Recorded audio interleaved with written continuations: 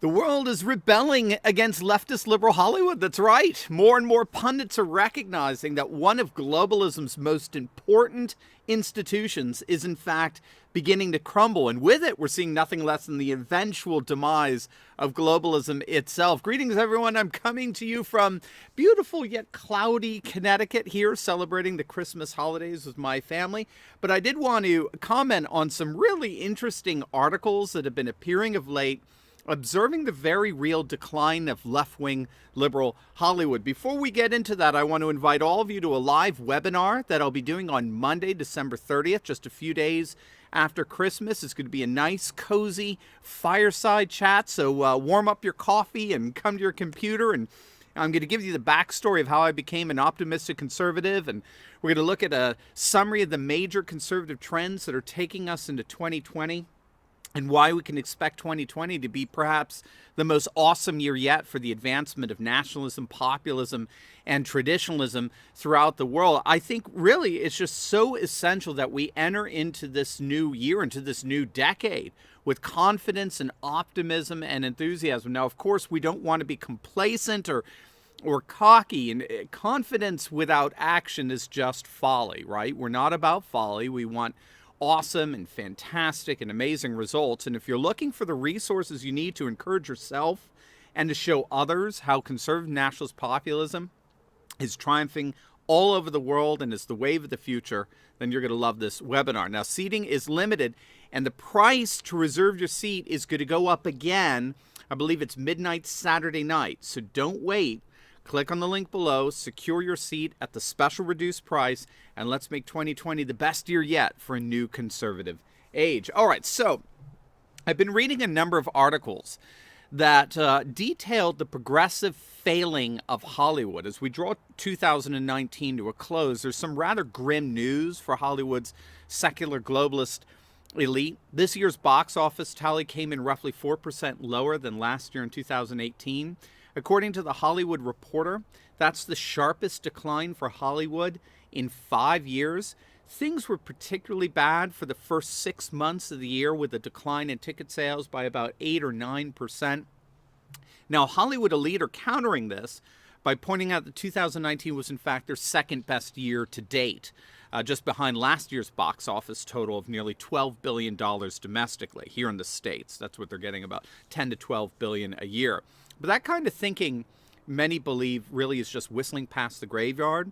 There are a number of indicators that suggest that Hollywood really is in for a very real fall, especially for next year. For example, at the global level, Hollywood seems to be running out of steam.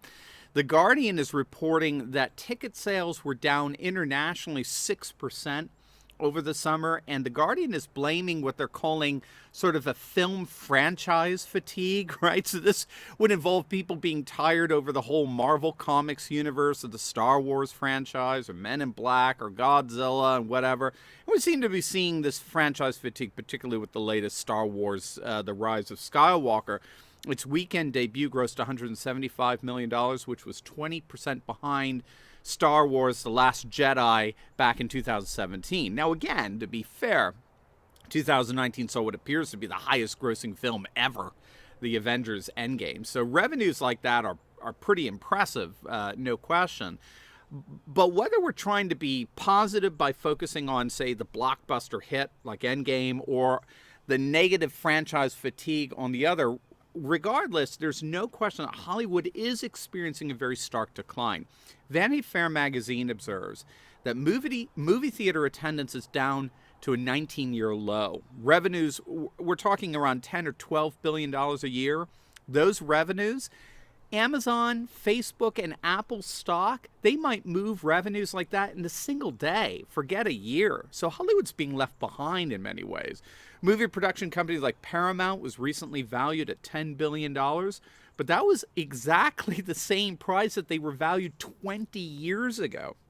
Again, according to this Vanity Fair piece, between 2007 and 2011, overall profits for the big five movie studios, so we're talking 20th Century Fox, Warner Brothers, Paramount Pictures, Universal Studios, and Disney, overall profits for the big five movie studios fell by a whopping 40%. You heard that right. In the course of just 5 years, the 5 major movie studios saw their profits fall by 40%. So I think this is going way beyond any kind of franchise fatigue, although that's certainly not helping matters. I'm sure there's plenty of fatigue there. No, I think pundits are pointing to 2 other developments that are going on that are far more significant than something as trivial as, say, franchise fatigue. One is technological, but the other, of course, is political and cultural. Now, the technological development is, of course, the advent of movie streaming. And what we're finding is that as the age of streaming strengthens its foothold into homes, revenue for movie theaters and for films in general just proportionately recede. In fact, venture capitalists today are openly saying that Hollywood is dead. They can make more money investing in relatively successful tech companies than investing in Hollywood that has yet to catch up with the times, as it were. So what's so interesting here is that tech companies like Netflix or Amazon, they have immediate access to user data, so they know ahead of time what viewers want to watch for far better than Hollywood does. This is why Hollywood relies so much on movie franchises, because franchises are their best attempt at user data. But how can that even remotely compete with the available data to Facebook or Amazon or Netflix or Hulu? I mean, it doesn't even compare. But there's something even more significant here going on, I would argue at least, and that's the political and cultural dimension of Hollywood. Again, more and more pundits are recognizing that Hollywood's radical turn to the political and cultural left is coming back to bite them big time. Here in the States, Trump derangement syndrome among our Hollywood elite is not something that the vast majority of the country really wants anything to do with. So, for example, the American Barometer survey conducted by the Harris Polling Company found that a whopping 60% of respondents said that they oppose celebrities pushing their political agendas, which they believe polarizes public opinion. A political Hollywood is opposed by a solid majority of Americans. But obviously, Hollywood has been rather deaf to such sentiments. At a wider global level, Hollywood is at the center of what's often referred to as West-toxification. How's that for a $1 million word? West-toxification. Scholars have more and more recognized that the anti-cultural, anti-traditional processes of globalization, most particularly represented by Hollywood, provoke mass backlashes among populations. In fact, we're finding Chinese firms are starting to buy up Hollywood companies such as Legendary Entertainment and AMC in order to transform Hollywood into an entertainment industry far more in line with Chinese cultural and political norms.